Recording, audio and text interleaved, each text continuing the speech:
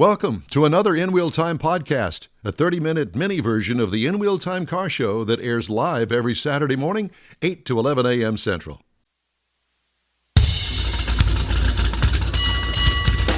Okay, celebrating 10 years of award-winning Car Talk. It's In Wheel Time Car Talk Show. Conrad will have the car clinic. We have this week's automotive news. Howdy, along with Mike, out of this world Mars down on the end in the lovely green shirt.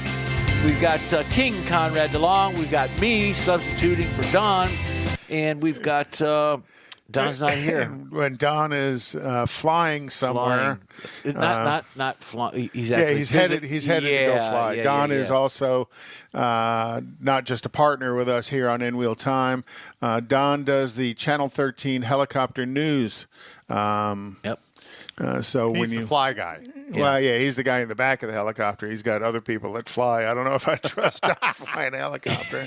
I've always asked him, if you had to, could you? And he goes, no, I'm sitting all the way in the back. You can't reach the controls or anything. Maybe they did that on purpose. I think they know. So we're not real sure what's going on, but we imagine it's kind of important, and that's why Don it's left. news. News is news. And this week in the news, I've got all that right here. I've got automotive news coming up a little later. Well, this segment, let's. Mike had kind of wandered into SEMA a little bit earlier, but he had 4 cars he wanted to talk about that are at SEMA this year. So there's lots of cars there. Don't get us wrong. There's lots of cars. Do I have a video for you, Mike? Yes. Okay. Yeah, there's a lot of the custom built shops. We know a lot of people that have taken some stuff out there. We were talking about Randy Borcherding was one of them that's gone out there. But this year, we noticed that there seems to be a little bit more of the OEM, the factory involvement in cars out there and showing off some stuff. And we're not talking about like super customs and stuff, but we're talking about some nice things that actually could come to market at some point. I think a lot of them are a taste of what is ahead. Yes. And that's why they show it at SEMA, to test the interest in it, and showing so many different ones to figure out which ones are going to people exactly are kind of get a gauge on what people think, and instead of what do they call it whenever they bring people in and get their opinion? Study group or whatever. Yeah. See if anybody likes it or not. Patient. Yes. So, Jeff, if you could pull up that first one. Which video is it, Mike? The one that says the SEMA cars. There's no well, Jeff, sorry, might not have downloaded that one. Sorry, anyhow, it didn't come through. You got your band. Let's create a word picture here, Mike. Yeah. Apparently, we don't So have a one video. of them, drop a picture. Yeah. So, are you sure there's not a video over there of some sort? There's no video, Michael. You loaded 10 of them. I'll draw the picture. No, did not load 10. So you left mine out. We did. Okay. So here it is. Hold on, Conrad. All right. Yeah. So one of them that I really wanted to talk about was it's called the Ram 1500 Rex Runner. Now, this is the vehicle. It's based on the fact that 5 years ago, Ram showed up at the Texas State Fair at the auto show, which is one of the biggest ones in the state. It is the biggest one in the state. Yep. And they debuted their Ram 1500 TRX. And that was kind of a desert racer. It had a Hellcat motor in it, big fender flares. I mean, it was a real big show vehicle. Well, they eventually brought that same vehicle to production. Right. And you've seen it out in lots of places. I've seen a few of them out in the wild. You've seen some crazy people doing crazy stuff. Oh, just on the streets. Yeah, just out on the streets. And they were hauling donkey. Yeah, they were. Oh, they gosh, tried they to. can, yeah. And so this vehicle was built on that premise for the SEMA show. And again, it's got a lot of things in it. I mean, it's got the Hellcat motor on it. It's got some different flares on it. It's built specifically for that. And it's kind of like an enhanced TRX, which you would think was plenty. But more in line of the Desert Runner, kind of, I believe it's probably a taste of something that's on the way for sure, because, Ford presents the Raptor as their Desert Runner, and even they've got that high front, low stance to it. High front, low rear stance to it to give it that Desert Runner, and I imagine that's TRX. Well, and I think that's the reason where you come with the idea of the Rex Runner. Like a stadium truck. Right. Okay. Yeah, kind of like that. Similar. Except with 700 horsepower on the street. Exactly. Like you need all that. What fun that would be. Mm-hmm. Yep. Now, So, there was an article, I think, I don't know where it came from on my phone, about the Shelby truck, the Shelby Ford. yeah. I saw one recently. I saw Oh, it this there's past a week. couple of them here There's in a few town. of them I've out seen them. there. I know. I hadn't Yeah. seen one. Oh, it was There's actually usually one at the huge, Houston awesome. Auto Show. Yeah, it was an awesome vehicle. This is a business owner that had it. Yeah, the two that I've seen here in town is blue, white stripes, and then the other one is a white, blue stripes This car. one was silver and black. Wouldn't be, yeah, what a beast of a truck, Oh. though, huh? It was going fast, just sitting there. Well, anything Shelby touches turns to gold, and I imagine that may have started life as a SEMA vehicle for Shelby. And you get a lot of Yeah, gold but bars it's to been buy around it. several years, so I don't really it's know. been around quite some time. It's pretty pricey, I understand. Yeah. The other thing that really kind of stood out was the Chevrolet. Chevrolet came out there with the Beast, as they called it. The Chevy Beast is actually what they call it. Now, this started out as a Chevrolet Silverado truck chassis. And so they kind of turned that into a desert racing machine. And they've used some off-the-shelf performance parts like a Chevrolet LT4 650 horsepower, 6.2-liter V8 supercharged crate engine under What? the hood. Sounds like fun. Yeah. So, I mean, this is something Sounds you like can they're build. trying to duplicate something somebody else may be doing. Yeah. They got a chrome moly tubular frame and several other things, the long travel suspension that you need for desert racing, a 5-link rear, 37-inch off-road tires with 20-inch beadlock wheels on it. Of course, you got Brembo brakes on it and some off-road lighting on it and some things like that. Do we have a picture? Well, Here. if we had the That's video, another picture. Hold on, let me get Conrad up there. we had a picture. I have a picture right here. Anyway, so that's their concept of the desert racer. So there's lots of desert racing things going on. And then whenever you step over here and you look at some of the other vehicles, Jeep has always been real big in the desert world. And Jeep, probably different people bringing Jeeps. There's probably 50, 60 Jeeps on display at SEMA every year. Oh, yeah. Jeep brought almost that many of them themselves. But this year they brought what they're calling it's a concept vehicle, obviously, but it's a Jeep Wrangler Outlook. And basically it's the JL Wrangler. You know, it's the 4-door. But what they did, they bumped up the roof line in the back, like the old Vista Cruiser station wagons. Oh. And they made it 12 inches longer. Now, why would you do this? So that you could make a 3-row Wrangler. Yep. And they will sell every one they build. Yep, they got the front and the second row have obviously got a custom removable top, you know, with a sunroof. And with the lifted roof, with the roof coming up, that if we had the pictures, you could see it a lot better. But it's the old Vista Cruiser, so there's lights kind of on. I mean, there's windows there on the side vent, so they get that In same the extension, effect. yeah. Yeah.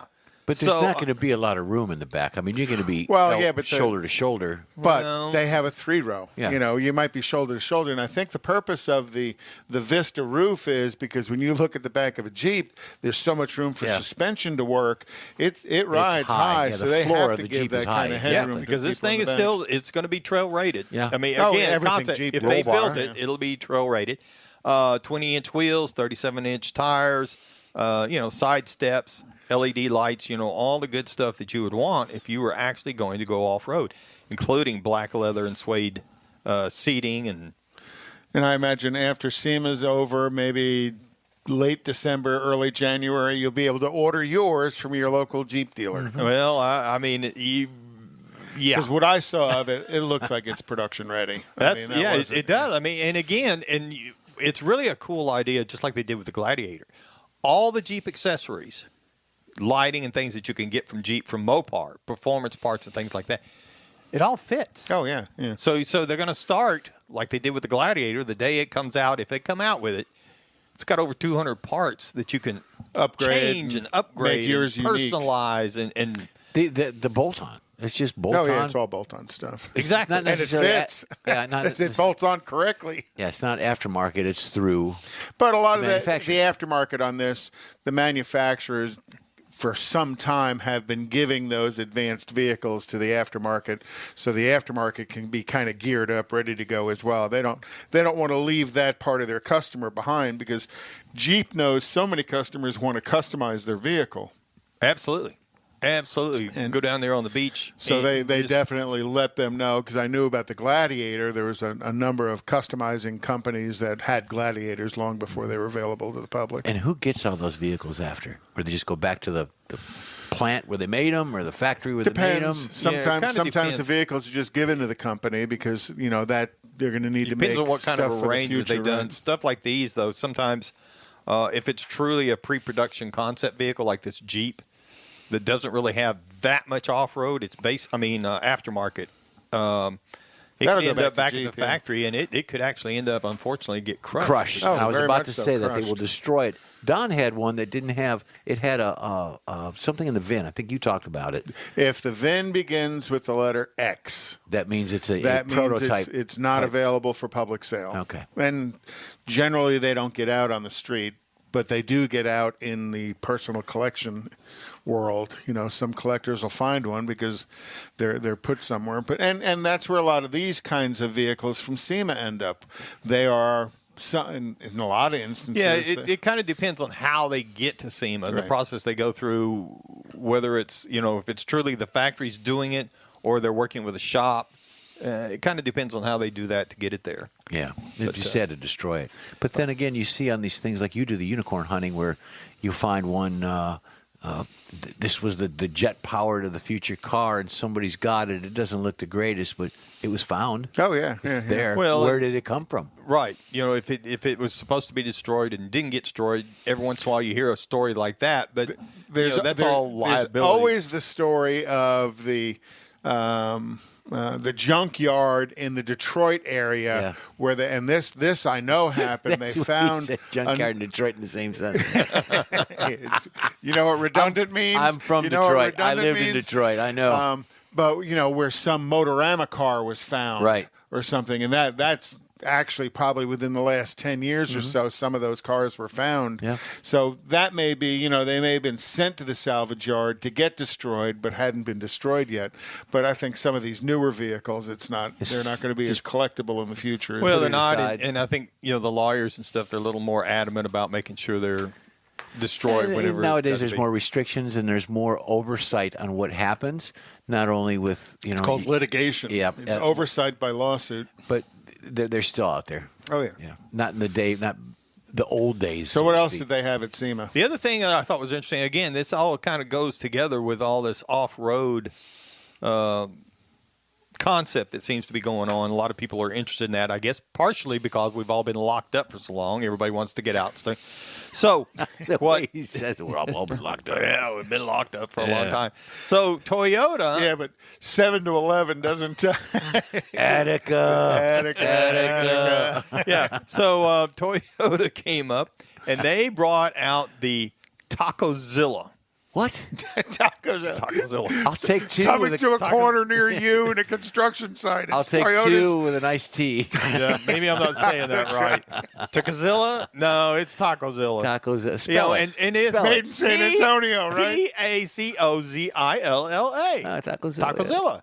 And that really, if you go back to the early days of the Tacoma, the mini trucking scene, they were considered tacos. I mean, that was just the nickname for the little Tacoma truck. Well, how about Tacomazilla? Yeah, it grew up. The Tacoma was a midsize, wasn't it? Yeah. It is now. Right. But when it was originally came out, it was a mini truck. Mini truck, little compact truck. So anyway, this is a Tacoma camper.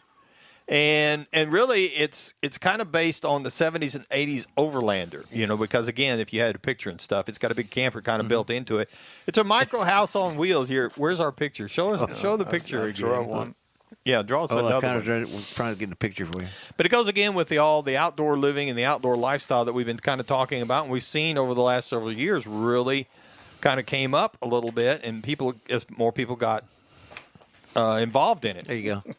Yeah, so it's give more outline. And this has got the camper built on it, and it's got a pass through from the main cabin into the camper. Got a big, skylight and all that stuff for a natural light. See, I had that on my truck. I had a GMC 1990 GMC where I had the pass through. I had the camper shell, and I had a rubber boot that went around the window. Yeah. To keep and you could kind of crawl through. Well, this has got a little more advanced pass through in it to make it a little more of a. It's an off-road camper. Yeah, exactly.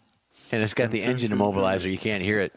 Yeah, shut but it it comes off. with a refrigerator in the back of the truck, and it's got all kinds of things in it. Again, it goes along with all this. You left off the refrigerator.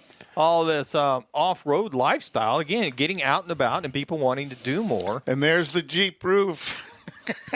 We have a Jeep roof. Well, you said that. Not on the Vista- Tacoma. No, not on the Tacoma, but if it was Oh. on the Jeep. But they could use that So now. multi- He just created one. That's right. Yeah, There you multi-purpose vehicle here. There you go. So that was something I thought was interesting. Was these manufacturers, in particularly with the outdoor lifestyle, outdoor living and idea and stuff. I mean, there's lots of race cars there. There's a lot of road racers. There's 2 or 3. All the tire manufacturers have these drifting courses set up. Yep. But I thought But this was you rather look at interesting. you look at what Jeep has done in the industry since the 50s, with the Jeep, just the CJ and all of that. And then, I'm going to go to, I remember when the Cherokee first came out, the original Cherokees, and everybody at SEMA had a Cherokee. I mean, there had to be 150 different modded Cherokees at SEMA those early years and that is really, to me, what defined the small SUV industry. Sonny and Cher, New Cherokee. Yep. No, just share. No. Oh, gosh. Show me a picture, Conrad. Okay, well, while we're having a lull here, you are on the You In Wheel Time created Car it. Show.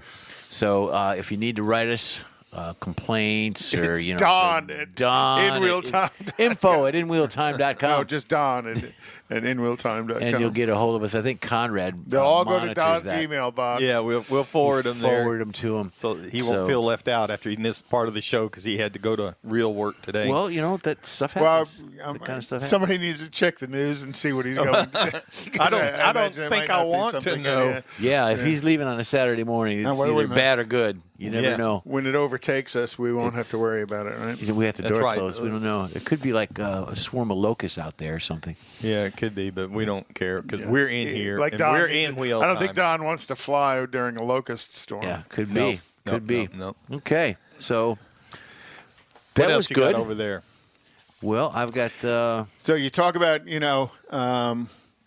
what the manufacturers are doing, and you would think in today's, we talked earlier about inventory at dealerships being so low. So you would think with inventory being kind of low, it would have a big impact on manufacturers' profitability. Well, Honda, who doesn't build a lot of trucks, but they do build a lot of cars, their profits dipped by 30%. oh my. This fiscal year, a lot due to the chip shortage and production constraints and stuff. But Toyota didn't have the same problem. They still had issues with semiconductors, but Toyota's profits grew by 48% in the second quarter Wow. of the year.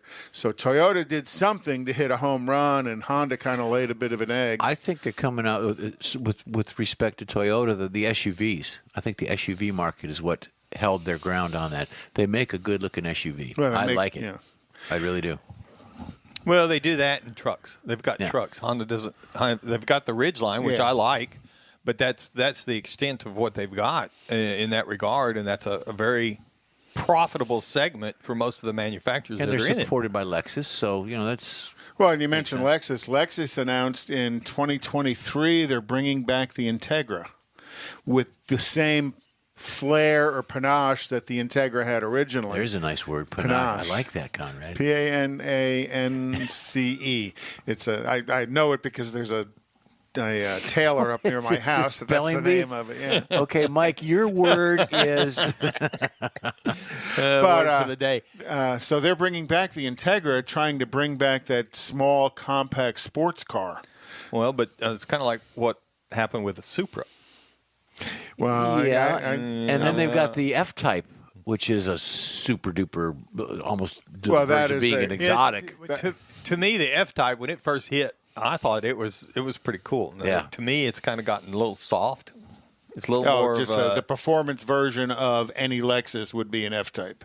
Yeah. yes. Yeah. But there was a specific little hot rod they made. Yeah, and they still make one, but now you got to go after it. Now you can get a 300 horse version, I believe it is, versus a 400 version. And before it was like it's 400. It's either all or nothing. Right. So it's kind of like oh, people like this, so now we're going to make it a little bringing different. back the Integra, I think, is going to be a real hit for them. I think, yes, name-wise, absolutely, I agree. But, I go back to the Supra, which a lot of people like. It is, but I don't. The Supra, they badge engineered that with BMW. Yes. And a lot of people believe they did a really good job of it. It's got a BMW inline 6-cylinder in it. Now they offer it in a turbo 4-cylider as well. And Don had the yellow one. GR, and he was impressed. Yeah. I haven't driven one. It looks good. Don't get me wrong. It just, again, Well, we're old enough. We're old enough. Yeah, we're old enough to remember what the original one was. Now, you take a younger person that's 23, 24, 25 that's looking at that vehicle, which is their target market. Mm-hmm. Then, this is really cool. Yeah, the target market for a $50,000 car is a 23-year-old. Fresh out of college. Think about that. Yeah. Oh, I'm just telling you. Yep. Well, good for them. Yes, absolutely. Okay. Fresh out of college. And then, who else? Somebody. Oh, it's kind of like the Mustang. Again, here's the Mustang name. People like me have this vision of what a Mustang is, and so now they've got the electric Mach-E. I agree. Hauls donkey, real quick, real fast, in a hurry. But it shouldn't be called a Mustang. Well, that again is my opinion. You need to drive me a donkey. The younger crowd that's looking at that car that I think is their target market. Yeah, but the Mustang's still out there, and the Mustang is viewed as a performance car, and they want the Mach-E, I believe, to be viewed as a performance car, because I'll tell you, an electric motored vehicle can be quickly a performance car. And they've done that with that one. Yeah, it's real fast. Now, aren't they offering a sport version of the Mach-E as well? I think so. I know they offer that. They've had it at the drag strip, and it's really fast, really quick, in a hurry. Well, that was not really a prototype, but that was specifically built for that. Yeah. For the again, 1,000-foot it's a quarter great mile. marketing tool. Here, here's how Well, they fast built it a can couple, go. and then they raced them against the normally aspirated vehicle. Oh, Mustang. yeah. Bob Tasca, there's a couple of real good videos of him pulling like a 300-foot wheelie in the electric Cobra Jet. Yeah. Yep. Yeah. Well, Bob's got a lot of dealers. So, there's a lot of race value, performance value in those cars. I agree and I understand. And we talked to the guy that was up in, where was he at? Washington State, or up in almost into Canada, where he's making his electric motors look like small V8s. Small block. Yeah, that was just posted somewhere. And how creative is that when you look at all these people that are doing the EV mods, or taking a resto mod and putting an EV in it. Yeah. And putting a cover that looks like an elephant motor on it. Yeah. Yeah, and it looks pretty good. So you can imagine that in a 32 Ford, without a hood on it or a cowling on it, and you just driving down the road, and it looks like it's got a V8 in it. Now, and then you need the big. It hauls like it's got a blown nitro V8 in it. You need the big speakers on the top so that you can make a recording of the sound. They have that. They have that you can hook up to your ALDL connector, and it will go based on throttle. And you can select your engine sounds. My son had that. You can select a big exhaust Honda Civic, or you can select a V12 or a blown V8. And you don't need to put the coffee can on the exhaust pipe anymore? You can do that. You're just wasting a coffee can. But my son had that. His company vehicle was a Lexus hatchback. I can't remember. It was HL or HC something. And he had an app. He could listen to this. It sounded like a top fuel car. It was hilarious. Speaking of hilarious, have we got the events calendar that we can do maybe? Yeah. Okay. And events are kind of a little bit squishing down. We still have Nifty 50s. This is probably, if not Randy's last weekend, near to it. And that's, again, Grogan Mills Mall in the Woodlands. The Kemah Car Meet, 6 to 9 p.m. every Saturday night in Kemah. Now, there is also going to be I'm trying to think of in Dayton, Texas, the first Saturday of every month, they're going to be having a meet in Dayton, Texas, at the city park next to the Jack in the Box, I believe, right off of Highway 90. And again, that's going to be 7 p.m. to 9 p.m. every Saturday night. The first Saturday of every month in Dayton, Texas, and that's something new. I was just reading about that. Other stuff coming up is tonight. Or today is the Rebel Roundup in Needville, Texas. Excuse me. You're Needville. This is in Needville, Texas. And we are right in off of Violet Sugarland. Street. There you go. And then we will be. Well, we'll do that later. Okay. And there's come to the Huli Hut tonight. We'll be playing. Red Car will be playing down there from 7 to 10. It is Bike Week down on the island, and I anticipate Mike is going to bring his mom down, and Conrad's going to come down and go to the Huli Hut and listen to some classic rock. Cool. Well, Nice. if we do, on my behalf. Yeah. I'm not going to be coming in the Dodge Demon, though. Oh, is that what you Is got? that what you got? Yeah. No, man. I don't. I wish I did. Well, you got a side- That's what I was going to talk about for the next segment. Okay, well, I've got that right here. Are you ready? The band one. Yeah. Yeah. Well, let's go to Mike. And there's Mike, and then we're going to do go. You ready? Yes. All right. So just as a point of history, so the Dodge Demon was actually rolled out at the 2017 New York Auto Show. That's when they officially announced it as a 2018 Challenger SRT Demon. Now, this was 840 horsepower from the factory. Now, this is a step up, a heavily modified version of the 707 horsepower Hellcat motor. Wow. That you could get, and you can still get, actually. So it kind of basically it's a drag car from the factory. Is what it amounts to. Is that a like street drag car? the rear seat delete and all that? I don't remember. No, it had a rear seat. But don't they have a Yeah, version yeah. you can get a rear seat delete? Yeah, and the Demon. Yeah. So it's got a lot of features on it and stuff. And so the idea that you hear about is that it was banned by NHRA. So again, this is how we got into the banned racing. And the reason is that this car is capable, according to Chrysler, and NHRA validated it, 9.650 seconds at 140 mile an hour in the quarter mile. The fastest street car that you could ever get from an American auto manufacturer. They say when you put the stickies, because along with your Demon came a box with fatties and skinnies in it. What? So, it had slicks and skinny front tires. It wasn't his date. And skinny front, I guess it came with skinny front tires to take it to the track. And they say it pulled the wheels off the ground from the factory. Yeah, it will. I saw it actually do that at one of the events that I had a chance to go to. And Tim Kaniskas, whenever I had it, the last time I actually had to sit down and record an interview with him, we were at an event for the Challenger with the Hellcat motor. The Demon came shortly after that. And he's a Challenger guy at the time. He was restoring a 1971 Dodge Challenger. And so he was all about it. It was a great interview if you happen to look it up. And so when we got a chance to see some of the other events when this was actually rolled out up there, then, yeah, you can go ahead. So, again, it will pull the wheels, and you put the slicks on it, and it will run in the 9. So that is what got it banned from NHRA. NHRA came out and said, you cannot race this car as it is on our tracks. Right. Because anything, once you go under 10.5 You at need an a full NHRA cage, track, all you that need, inspection. you need a certified cage. That's a menacing picture right there. I like that. Yeah, and it's really cool. In your rearview mirror, get out of his way. And You're in the wrong if lane. you look at that, because of the Hellcat's got heat extractors and the different type hoods on, but this has got the one big hood scoop on it. I'm going to take my Farrah It's Fawcett lots of picture off air. the wall and put that up. Well, yeah, and if you are a Mopar fan and that pulled up behind you, you would definitely get out of the way and watch it go by because no doubt he's probably got some speed. So and smell the high octane as it goes by. So you can see it right there. I mean, this is fully functional. It's got to have that airflow on it, and that's how it makes all this power with the supercharger.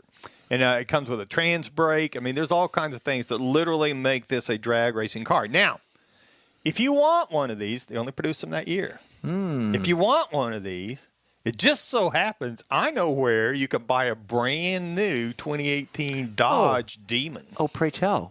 Yes, sir. There is a place, and I wrote it down. There is here. a place. I think it's Huntington Beach, Chrysler Dodge Jeep I've Ram. been to but Huntington how much Beach. does he want for it? In Huntington Beach, He probably has $250,000. He has multiple. He has, I think I saw 6 of them on his website, including the bright yellow one, They're all brand new. He bought these That's the vehicles California back then, color. and he's been saving them. Oh. And now you can actually go out and find them on his website. He's trying to make a killing on them. How Well, much? I tried to find out how much it was, and of course, you want to buy one? You gotta- No, dude, I'm in Houston. I'm not going to come down for a test drive tomorrow. Or This is anything the only like- place you can get one. Yeah. So anyway, We'll fly you here if you'll drive it home. I got a Yeah, coupon. I wish. I got a coupon. I got coupons. I got coupons. Does that come with 2 free oil changes? Yeah, you just got to bring it back in. And a Well, full that thing tank takes of like 10 gas. quarts, doesn't it? But he literally has these on his lot, and the best I could get out of him unofficially was 180, Oh, wow. Which is about double what they stickered. I think they stickered at like 92. something like that. Oh, yeah, boy, and oh, I boy. was kind of impressed that that's all they really wanted for him. But these are brand new Well, he'll have vehicles to, that you could buy. He'll have to roll one of those over Barrett Jackson through the auction or the Meekum auction and see what kind of money he could draw for it. You know what? I don't think it would. I don't think. I don't know if he'd draw 180, but because isn't the market? It's up and down, and I think it's soft right now. Well, it may be, but you got to think about what this is. This is the Demon. open MSO, so it's brand new, so it still has an open manufacturer's. And John at Meekum would probably be the guy to answer that. Give an idea of what. Oh yeah, yeah, Yeah, maybe and so, but- whether or but- not they've had one go through, yeah, I'm sure they could. I mean, you could still get. I mean, yeah, right here it said MSRP of $85,000 on it. Okay. So You're close. You're right there. Can you get $200 for it? If you wait out. I mean, again, can you go build one of these? Can you go build yourself a 9-second streetcar? No, not for. Well, you 180. might could for $200, but point being, as far as a collector thing, I mean, who's going to take and put one of these in your collection with 20 miles on it? I don't know how many miles they've got, but they're brand new, so they can't have very many miles on it. And then And never drive it. never drive it. And Tell us about here's the a fobs. picture of the key there are fobs. there are people who do that. Yep. So it's got the two fobs. So it's got the black one, so that you're only running the 500 and I think it's 525 horsepower. Oh, yeah. Oh, And then the red one that does say Demon on it because it's different than the regular SRT. Well, I think just red the color fob. alone would be able to tell. Yeah, but the Hellcat does a red black. yeah, it's got a red one as well on it. So, but it doesn't say Demon on it. Well, I thought the Demons were not also legally street driven. They are street legal. Okay, I don't know. For some reason, I Yeah. thought I thought they were track only, and then NHRA goes, "No, you can't take them to my track anymore." No, they're not track only. They are street legal cars. So that's another car that's been banned. There's a picture of the engine. It does actually have the Demon logo on the case for the blower system on it. Supercharger. Okay, Yep. cool. So anyway, that's another banned car. There's a picture of the listings. You can go to Huntington Beach and buy you a brand new one. And if you Okay. have any other ideas for banned cars, we'll take it at Mike at InWheelTime.com. Okay. Back to you, Jeff. Back to me. And what we're going to do is we're going to let you know that the In Wheel Time Car Show streams on Facebook, YouTube, Twitch, and what? InWheelTime.com. That's right. Podcasts are available from your favorite podcast provider. The In Wheel Time Car Show continues right after this.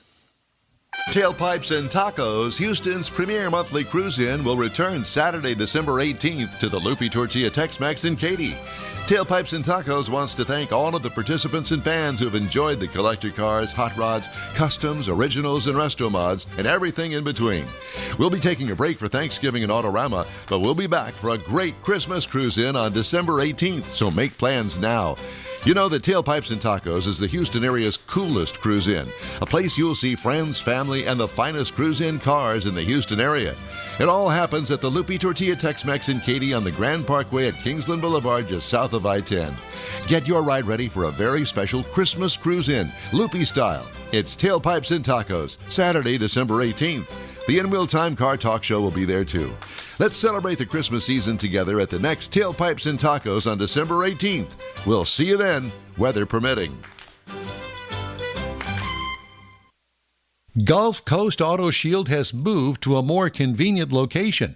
Now you can visit John Gray and his staff of dedicated professionals at their new shop on the South Sam Houston Parkway between Belford and Airport in Southwest Houston. Gulf Coast Auto Shield is the best at paint correction and ceramic coatings. Clear bras and custom wraps are specialties that only Gulf Coast Auto Shield installs with award-winning accuracy, and all their services come with a warranty. Lamborghini, Aston Martin, Porsche, and Ferrari owners depend on Gulf Coast Auto Shield for their specialty services, and you should too. The in-wheel time Corvette and Cutlass have both been massaged by Gulf Coast Auto Shield, so isn't it time your vehicle visit their new shop in Southwest Houston?